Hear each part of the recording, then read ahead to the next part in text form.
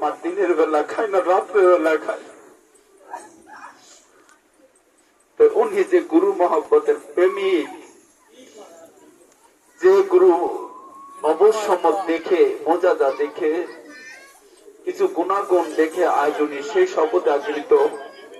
আজ গুরুর কথা 30টা বছর জিন্দিগি উনি কিন্তু বিবাহ করেননি। উনি কি করেন নাই?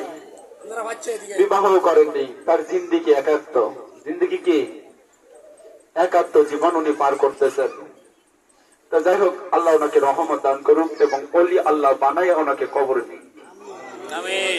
এটাই হচ্ছে কথা।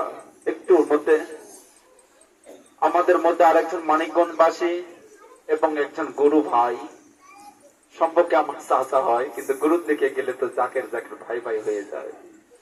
তো যাই হোক, উনি আমার একজন বাজান, ওনাকে আমি প্রথম থেকে বাজান বলেই রাখছি।